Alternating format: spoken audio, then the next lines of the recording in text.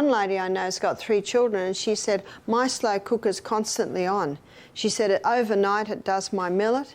And she said, then the different kids are catching buses or going to work at different times. They can just get a bowl, put the millet on. They've got maybe the stewed apple there, or maybe a spoonful of honey, coconut cream, or organic soy milk, chop a whole lot of fruit on top, and there's especially if you put your chias on and your ground flaxseed, that's a very substantial breakfast. That will keep them going for a long time.